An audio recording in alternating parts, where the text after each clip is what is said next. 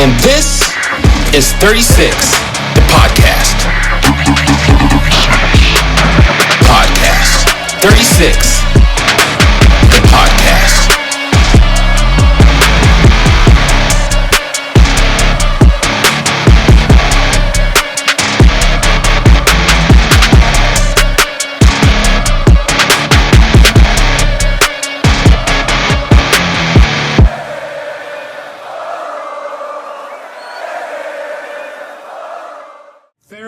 Fairbanks, North Star Borough, and the surrounding areas. How are you guys doing? My name is Tilden. This is Jeff. And I'm Brandon. And this is 36 Podcast. Now, something new today that you might be noticing. Yes, you see us on screen. We're live and we are in full effect right here at the HooDoo Brewery Studios. And our first official video podcast guest is no other than the reigning Miss USA Alaska, Brenna Schaake. She is the reigning Miss USA Alaska. Brenna, thank you for joining us today. Thank you for having me. I'm excited to be your first on-screen guest. Yes, thank you. Okay, so before we get into the meat and potatoes, we always start with a taste test of today's cask poured here at HooDoo Brewery. Now, so it happens to be a Goza today, a sour. And Jeff and Brandon, they're going to actually partake today because I'm on a month-long cleanse, and I'm not going to be partaking in beer until the end of June. So, like I said, going back to how this podcast actually began, it began with us three sitting around this same table right here, just having discussions between ourselves and strangers or just regular customers. And we had a discussion one time, and we're like, hey, that would make a good podcast. And so here we are. Now, so it's called 36 Podcast. 36 Podcast. So 36 ounces of beer is what you could used to drink before they got their liquor license. That was the limit. But now you can drink much more than that, but we're going to keep it at 36. You don't necessarily have to drink 36 ounces of beer. You could drink 36 ounces of tap water. I'm doing hot water. I'm doing hot water. I'm doing hot water today. They do have tap water, and they do have root beer as well. So you don't necessarily have to do cider. 36 ounces of hot water. So they do have cider in a can, so you don't necessarily have to do 36 ounces of beer. And so I will be joining Miss Brenna, and we both have our hot water here, so enjoy. And so to all of you who do not partake of alcoholic beverages, here's a toast to you as well. So, but guys, what do you think about today's pour? Tastes like a green apple. Really? Yeah. Kind of does. I thought it was supposed to be the watermelon one. What is it supposed to be? It's supposed to be watermelon. I'll be right back. Okay, so Gotta go confirm. I forgot to snap a picture of the ingredients today. So Jeff, he went to go get a picture of the ingredients, so he'll be right back. It claims it's conditioned on watermelon, but it tastes like a green apple Jolly Rancher. I agree with that. Okay, all right. So, in their opinion, it tastes like a green apple Jolly Rancher. There is supposed to be a green apple one at the end of the month. I wonder Okay. if they got it mixed up. Huh. Never know. I don't know. We'll find out at the end of the month. Exactly. Hey, so they have a release of what their gozas are going to be, or what their cask is going to be? Weekends are all gozas. Oh, okay. All right, then, good deal. So, hopefully, I get to get in at least. No, I won't be able to get in, will I? Is it going to be all the month of June? Yeah. So nothing into July? Okay, let's get the calendar out here. Maybe looking at a few. Okay. The last Saturday is the 28th of June. Yeah. You can have a cheat day. Okay. You have a cheat day. Okay, so I can do a cheat day on the last Saturday of June. Okay, so that's be my cheat day. Gonna make a difference. All right. So, as we get ready to get into our interview, all right, Miss USA Alaska 2025, are you ready? I'm ready. All right. So, what inspired you to enter the world of pageantry, and what was your first competition like? That's a great first question. So I didn't really think about pageantry as something I wanted to pursue until after high school, and honestly, I didn't do it until after college. I didn't do very many before I won, so I'm very grateful for that. But my first pageant was a whirlwind. I had no idea what I was doing. I probably did not train as hard as I should have. I didn't practice my interview as most people do. So I learned a lot. It was a lot of trial and error my first year. And after going through it, I decided that it was something I wanted to pursue more. And I invested my time and my resources and got the right people on my team to help me. Okay. Specifically a coach who knew what he was doing because Okay. he coached that year's winner. And then just kind of went from there. And actually it blossomed into even more than just a coaching relationship with my friend Troy. He's now my director and a very good friend of mine. We've actually traveled the world together. Oh, wow. Yeah, so we've had a really beautiful friendship around it. As most past relationships work, I've met people from all across the state and now all across the world. Oh, very nice. Very nice. Okay. Okay. So, growing up in Alaska, how has your environment shaped who you are today, especially as a public figure? Oh, that's another good question. So I would say growing up in Alaska really helped ground me, and I think that's important. And I think a lot of Alaskans use that as their first kind of descriptive word, but it grounded me. It made me more resilient and more resourceful. So I grew up going to Tok with my parents, exploring all of Alaska, going to Haines and Skagway and Juneau. I actually have not been farther than Levengood, so it's on my bucket list to go to Dead Horse and Utqiagvik. But exploring Alaska really helped shape who I was because you meet so many unique people with unique backgrounds. And then, of course, all the other little experiences you have here in Golden Heart City, right? Like going down to Yukon Quest and freezing your toes off on the Chino River, raising chickens at 20 below, watching the Northern Lights. But it teaches you really to be, I think, a good human, and I think that's really important. And hopefully I bring a little bit of that with me in my personal and professional careers. Okay. Right on. So, what was the most challenging part of preparing for Miss USA, and how did you overcome it? I would probably say time management. So I know Brandon from work, so he knows that I am all over the place all the time.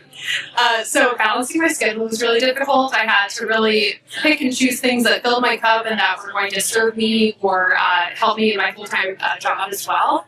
And learning how to say no. That was probably the biggest thing. I am a people pleaser, and I fully admit that, and it's something I'm working on. But I really had to select what was important, and I couldn't do it all. And that's something I really struggled with. You, it was 2024? Yes. Yep. Was that the first time you did that? No, so my very first pageant was in, I want to say 2018. I've done, yes, yeah. And then I did another system with Troy to kind of feel out what a different pageant system would be like, but I've only done the USA system 4 times, so you can only win once. And so now that I missed last USA, I can't compete again in this system. I'll probably retire after this one because this is kind of one of the big league pageants. Sure. They say that, you're more likely to have a son playing the Super Bowl than you are to have a daughter that goes to Miss USA because of the odds. And so it's something I'm very grateful to have experienced, but it's also a lot. It takes over a lot of your life in a positive way. Yeah. But it's a big commitment, and so maybe I'll retire after this now. Okay. So, what do you think is the biggest misconception people have about pageants and the pageant contests? That we're all the same. That we're all this cookie cutter mold. We're all 5'6", blonde. Love the movie Legally Blonde. All of y'all do. But I really think people in pageantry are trying to break the mold. I was able to compete with women that are mothers, scientists, public policy advocates, business women, entrepreneurs, the list goes on and on. And so we're all so unique, and I think pageantry helps elevate that and shows people in their element and what makes them them, whether that's cultural or professional or just like a personal missions that drive them. So I think it's a huge misconception. We're all the same. We only care about the looks of the pageantry, personality, but it's really about service and commitment to yourself and the community. Okay, now, so so when did you first get involved with being in pageants? I'm pretty sure it's 2018 because I did one, and I ended up doing a couple, and in the Miss USA system, historically, you age out at 27, And so I did them up until I was 27. Then I had to take a year off, and I just volunteered in the background. And actually, that year after that, they lifted age restrictions. So I came back, and it was the year that I won my title, was when I was 30. So I'm technically the oldest Miss Alaska USA currently. But in the USA system, Miss Arizona, the current one, she just turned 42, and she's the oldest USA delegate. Okay, all right. Good job. Okay, so you've used your platform to advocate for breast cancer detection centers. Yes. What motivated you to focus on that cause? So it's actually very personal to me. So I've had friends and family impacted by breast cancer, as I'm sure we can all say. My aunts have had it. My current boss, Meadow Rydell, actually just finished her bout with cancer about a year ago. But what made me select it as my platform for my current pageantry year was my good friend Laura was diagnosed at age 29, which is very unusual. It wasn't the typical, you go in at the age of 40, they find a lump. It's, the right time, the right place. She actually went through a really tough breast cancer bout. She saw 4 different doctors who couldn't confirm that she had breast cancer. She did 2 ultrasounds, 2 MRIs, and she finally met with a doctor that did a biopsy, and she really had to plead with them to do this biopsy because she knew something was off. And it came back positive. So it just shows that you should really listen to your body. You should probably push back a little bit when people say, well, this tool says it's not positive, but let's dig a little deeper. And so hearing her story at age 29, having a high-risk background really spoke to me, and so I wanted to make sure we could elevate her story. And she actually just had her first child this last year, and so Oh, wow, okay. It's really a journey for her. Nice. Very nice. Okay. Sorry, I lost my list for a second. If you could change one thing in the pageant industry, what would it be and why? Ooh, if I could change one thing in the pageant industry, it would be our focus on our community platforms. So for myself, of course, that's breast cancer. I think a lot of women get into pageantry because it's fun, it's very flashy, you get to do a lot of cool experiences, but I would love to see us open up a new category where we have to really explain what we're passionate about, whether that is service or our platform that we're there to elevate. Most pageant models are set up so that there's an interview portion, an evening out portion, and a social portion. And some have a talent as well. But I'd like to see that expanded where interview is even more important, or have a separate interview where you're only talking about your advocacy platform. I think that'd be super important. That's the whole reason I got into pageantry, was for this platform to elevate and catapult my voice. And so I think that would be a beautiful thing to see. Very nice. Okay, so Brenna, you and I, so we are involved with the Chamber of Commerce. I see you on there's this one TV commercial I see you on where you're advocating. Oh gosh. Okay, so what's that one TV commercial? I'm guessing it's probably for the May No Child Go Hungry Yes. campaign. Exactly. Okay, Yes. so I see you on TV. I see you around at the Chamber of Commerce meetings. You work at Ken Ross. I do. You're also Miss USA Alaska. My next question is, how do you balance the demands of pageant life with your personal life, your career, and self-care? Well, I will admit it is very hard, and I struggle with it, like I'm sure most people do. But it's about being consistent and calling out what's important to you. I'm very fortunate to work for Ken Ross. Ken Ross is a great company. They fully support me as Miss Alaska. And my role with them in corporate social responsibility, or external affairs, as most people know my title as, really complements my Miss Alaska role. So I'm able to do things like the Spin for a Cause Fight fundraiser, or Golden Days as Miss Alaska and as my profession. Yes. And so being able to marry those two is very convenient for me, of course. Yes. But also just kind of guarding my time is important. It's very hard for me, like I said earlier, to say no to things, whether that's volunteering or just being active in the community, being there, the people person spraying the nose. Oh, yes. So the balance can be hard, and I do struggle with burnout sometimes, but I'm getting better at it, Gotcha. I think. Gotcha. Okay, not a problem. Okay, so just make sure you yeah. So where do you see yourself in the next 5 years? This is always such a hard question because, as we know, the world changes so rapidly. I mean, none of us saw COVID coming, right? It's the most feared interview question in every job interview ever. It is, because you have these grand plans, and you're like, oh, I'm going to be president or governor.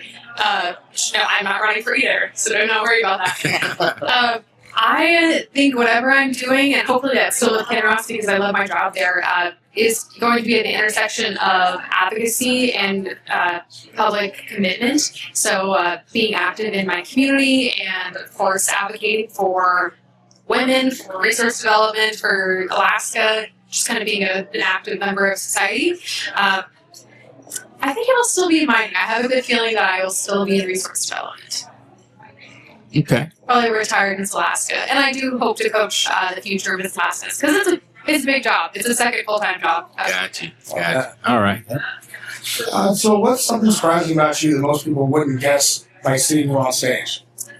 We talked about it a little bit, but I'm a huge mining nerd. So I work in the resource development industry, and I can talk to you about reclamation strategy, gold pan, or give you a safety briefing all before noon.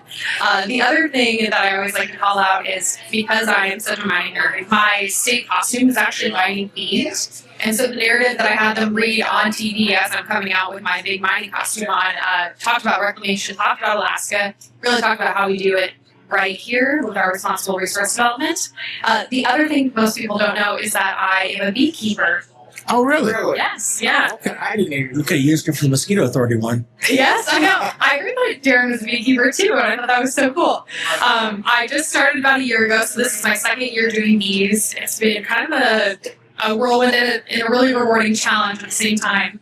I did it after coming back from a ESG course that I took at the Colorado School of Mines, where we walked into this little business in downtown Golden that was all bee themed. They had honeycomb there, they had all the fun stuff for your house and cooking books, everything you need to be a bee enthusiast. And I thought, well, why can't I do bees in Alaska? And better yet, why can't I do a couple hives in the mine to show that bees and mining could coexist? So I started a couple beehives at my house with the help of some of my mining friends. There's actually 10 of us from the mine that work on it together. Yeah. We have a little nickname that I made called the Bee Task Force. Yeah. And we're made up of people from IT, security, and external affairs, and continuous improvement.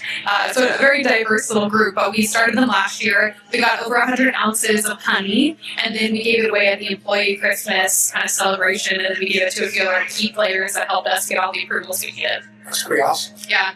We presented the idea to some regulators to see what they thought of it. They were actually very excited. So this last year, when we gave them an update about our reclamation activities, we got to let them taste test it. So it was kind of a fun way to round out the experience. And now we're doing another hive. Yeah, I know. Okay, so I'm gonna hit the pause button real quick. All right, Brenna, how are you doing? I'm doing great. Thanks for having me today. Not a problem. Okay, so we have one final question for our formal portion of the podcast. Let's hear it. Are you ready? Sure. Okay, so if you could trade places with any other contestant or celebrity for a day, who would it be and what would you do?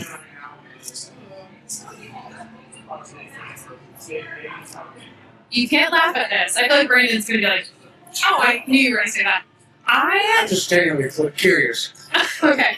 Well, there is probably a whole list of people I could mention, but I would say Reese Witherspoon, just because she's such an advocate and such a powerhouse. But I'd love to trade places with her for a day, get out on set, and then pitch a documentary about Alaskan trailblazing women. I think there's so many individuals here that are worthy of being noted that it would be really fun to partner with her to elevate them. And of course, everyone loves Reese Witherspoon, right? Who doesn't? She's like a golden American sweetheart. Okay, all right, good deal. You guys got any more questions? That's it for that section, I think. Okay, all right, then so we're going to take a little break real quick, and we're going to pause. And when we come back, we're going to do what we call a freestyle or free flow. And so that's where during the interview, if we had questions that popped into our head additionally, that's what we're going to ask. Now, these are totally unscripted. Yep. Because they come to us unscripted, so they're going to come to you unscripted as well. So, you guys stay tuned. We're going to take a little break. We'll be right back. Hold on. All right, so welcome back, everybody. If you're still with us, thank you for joining us today with our special guest, Miss USA Alaska, Brenna Schaake. Thank you once again for joining us. Okay, so this portion right here, we're going to call this our free flow. All right, so we're just going to just spit out some questions that came up randomly as we were interviewing you. So I'm going to lead it off. So as far as what advice would you give to young ladies or little girls who would like to get into the world of pageantry and follow in your footsteps? I would say jump in, but research what you need to do. So jump in, head first, totally immerse yourself. So when I started doing it, I was researching things that were passionate to me. I wanted to know all the background info, kind of like how you know so much about past war reenactments and military. I wanted to know it all because I want to be able to talk about it and advocate for it and turn other people's interest towards it. So I'd say jump in, get your hands dirty, and commit. That was the biggest part, was like committing. Okay, so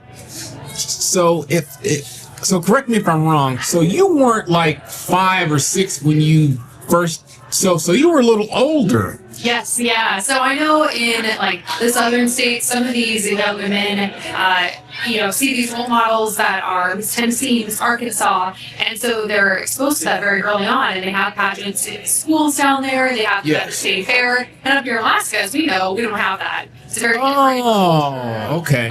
So I didn't really get turned on to it until I was in high school, and I started kind of watching it a little bit, and then following them on social media and seeing, this isn't just about looking pretty. It's about being an empowered woman that talks about things that are passionate to me and helping lift up others' voices.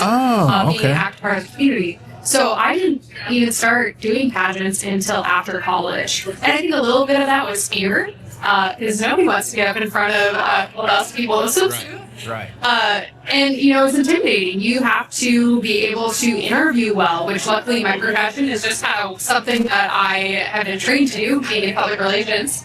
But I really had to fully commit, which is why I say jump in, commit to it, but know what you're getting to. Oh, okay. All right. Thank you. Do you feel like that gave you an advantage starting a little later instead of coming brought up into it? I think so. And going into the career, hobby. Is it a hobby or is it a career? For some women, it is a career. Okay. And they can make it into a career. A lot of women actually, once they win, they use this as a catalyst to help get them media jobs, or if they want to go in modeling or something like that. Obviously, if I did that, it would probably be more media-based because I'm more focused on the intellectual part of it. Yes, I would say it helped starting later because I could research better. I was more well-rounded. I had all this volunteer service, and I had a resume, right, and more life experience. So I would say yes. Okay. Yeah. I got another one. Okay. Okay. Go ahead. I asked that one off. I mean, I'm looking at this. Yeah, go ahead. He's like, I need to refill.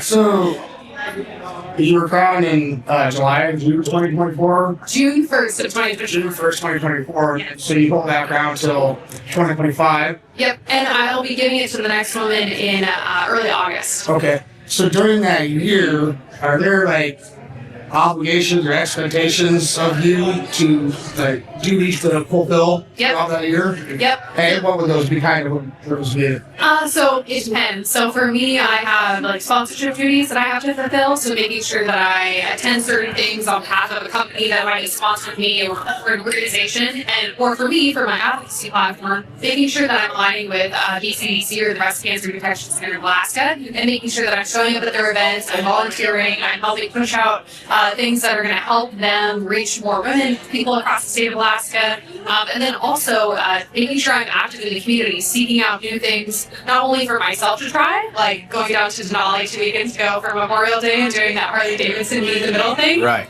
Totally out of my comfort zone, right? And I'm like, oh my gosh, I don't ride a Harley, I don't know any motorcycles, but I'll come down and serve you barbecue as a fundraiser. So yeah, showing up, making sure that pageantry is seen as a positive way is probably one of those commitments things that people don't talk about and just being really active. Because it's not about showing up for photo shoots, it's showing up And actually, having a provides to the community. Exactly, yeah. And knowing you is probably not an obligation. It's like, I love it. enjoying it. Yeah. I'm like, whether I would be doing it for work or on my personal time, I'd probably be there anyways. Sure. So sometimes I tell people when they're like, well, your job's really demanding, not just in Miss Alaska, but as the Kinross apprenticeship. Right. I say, well, I'd probably be here anyways, but I just get paid to do it now, which is nice. Okay, now so as far as your commitment, so once your commitment with Miss USA Alaska ends, what does that?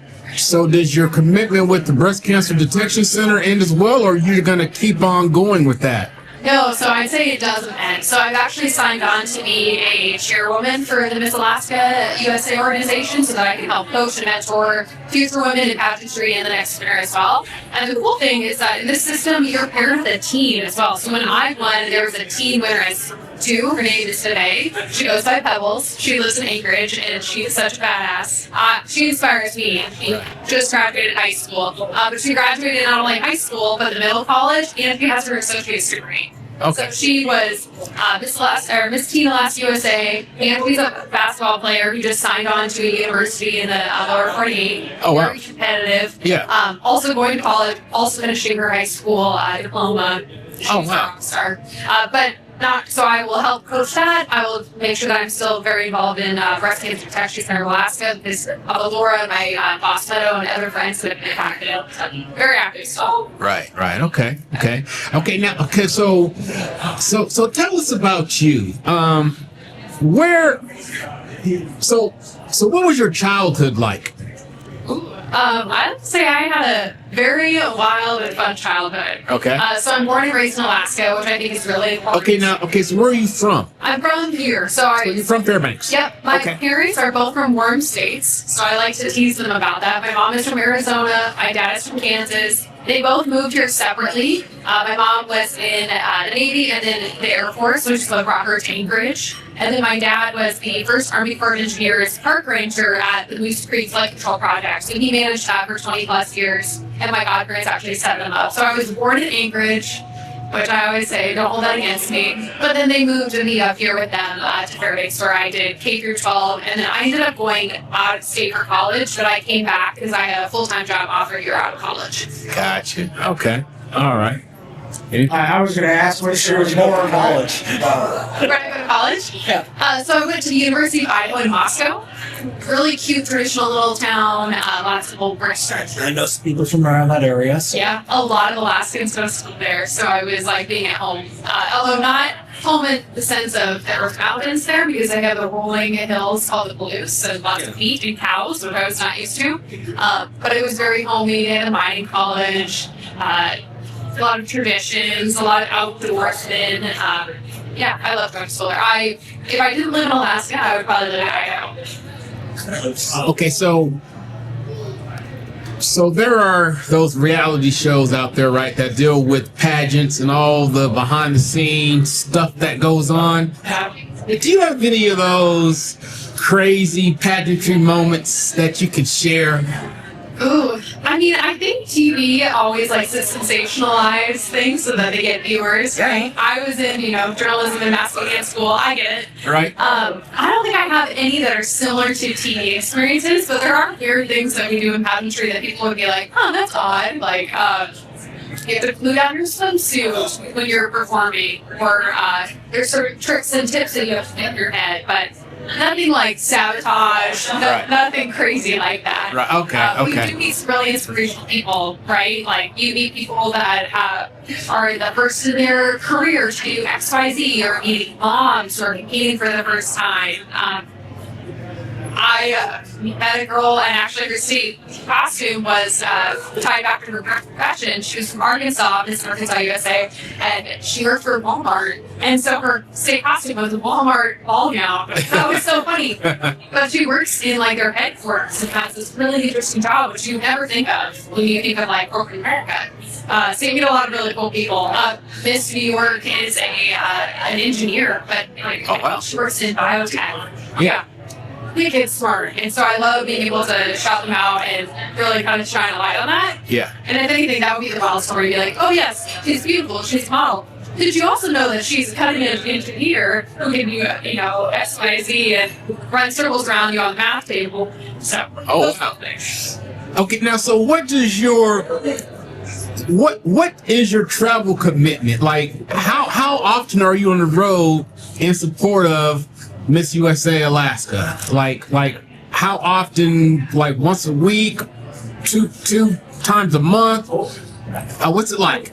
It depends, and I always say, it is what you make it, and so I am very involved. I like to travel a lot, so I always say yes. I'm in Anchorage at least once a month. I'll just do like a day trip really quick, or we'll drive down for a weekend to do an event down there. I go to Toke. My title has taken me to England. I got to judge an international pageant over there, and that was really rewarding. Okay. So I've been all over, and then the lower 48, right? You go down to Miss USA, that was in Los Angeles and Hollywood. I've been to Tennessee. I'm hoping to go to Texas here in the next month or so, and then back to LA. But you just have to say yes to opportunity, right. But then also fit that into your schedule, which can be a challenge. And I use a lot of air miles, I will say that. And I'm very fortunate to have good sponsors that help as well. But I do fund a lot of my own travel just because I want to be present and I want to be there to commit and give to the cause. Yes. And people ask me, I think you might have asked me at Chamber actually, do people pay you to do things? And it's like, if someone's going to pay me, that money's going to go back to a different cause. So I usually just say, no, I go and I show up as Miss Alaska. It's a free thing. I'm there as a public figure, and there's an advocate, and as a diplomat for Alaska, especially when I'm abroad or over 48. Right. Okay. So to segue a little bit away from the pageant stuff, you kind of talked about how your work and your pageant are a little cohesive practices, so to say. And I know you had kind of spoke before this, how you had done some stuff at the last fights, trying to promote some extra work. I know Ken Ross is very involved in a lot of these fair days in the people community. This responsibility dogs, right? Yep, we Viaducts, Ice Dogs, Golden Days. Do you play a big role in a lot of that type of stuff too? I do, yep. So I'm the External Affairs Superintendent as of like a month ago. Very excited. Congratulations. Thank you. So I work on the community relations team, but we also do things like Indigenous relations, government relations, comms, marketing. So we're very involved in that. So our team heads up the community investment committee that reviews all the applications that come in for donations or public outreach. I'm really excited that we're the Midnight Sun sponsor this year. So we're like the title sponsor for that. So I would move and have some fun giveaways. But yeah, very active in that. And then sometimes I'll tag on just Alaska stuff at the same time, but usually when they're hands-on, talking about mining, helping promote jobs. The Solidus and Rock Fights was a unique opportunity. So Meadow, my boss, actually, we were brainstorming just about a week ago, trying to figure out how do we reach different demographics in Fairbanks. Because if I'm a mechanic, I'm probably not going to have a LinkedIn, right? I am more hands-on. It's a word-of-mouth kind of industry. And so we made those flyers, and I called it Melinda. You guys have interviewed before, and we did a little collaboration to try to push out that opportunity. Because we want to hire people, we want to give people good jobs, and they want to stay local, right? If you don't have to leave your community, that's a win. Right. Awesome. Yeah. Thank you. Okay, now so Ken Ross, is that your career or is that just for now?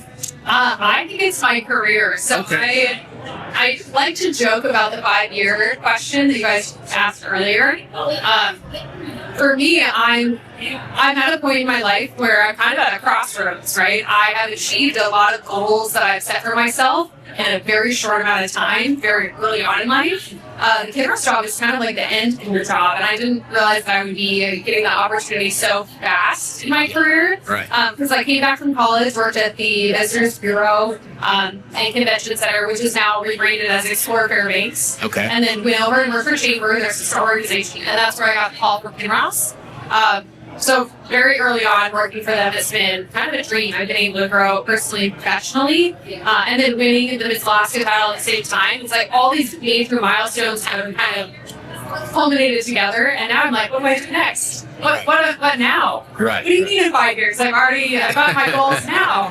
Got it. Self-reflection I need to do, I think, to kind of figure out the next step. Somebody recently asked me, like, what do you want from life? What do you want to do? What are your goals and how can I support them? And I was kind of taken aback. I was like, well, I don't really know. I love what I'm doing right now. I love what I'm supporting. But recently, I have come to the conclusion that I think it would be really rewarding to work at a foundation, kind of like the Rasmussen Foundation, or start one here in Fairbanks. Okay. And have that be like my family's legacy, or a legacy I can help contribute to. Right. Just need to win the lottery first, so I have a full money to draw on. Right. Okay. Exactly. All right. So, Jeff, you good to go? Yeah. I can. Brandon, you good to go? I don't have anything else. Okay. So I have one more question, Okay. and this is how we end it with all of our guests. Are Okay. you ready? Sure. What is your why? What is my why? My why for, is there more context? Why for showing up? Stuff. Why I'm passionate? Yes, Why? just why do you do, and what inspired you, and what's gonna keep you going, and what's your why? What a loaded question. Oh my god. Right. After I was just like, the Grace Foundation. Very good question. These things. This is as open as we can make it. I love it. I think my why is showing up for people and being a voice for the voiceless, and creating bonds that can help benefit our community and society. So whether that is helping connect someone with resources or being a friend to someone in a time of need, I think being an advocate and advocacy is my why. Being a change maker, a friendly face, a person that people can rely on, someone that can be seen as helpful. I think that's my why. Got you. Okay, so on that note, my name is Tilden. I'm Jeff. I'm Brandon. And I'm Alaska USA Brenna Schaake. And this was 36 the podcast, and we are out. Podcast 36.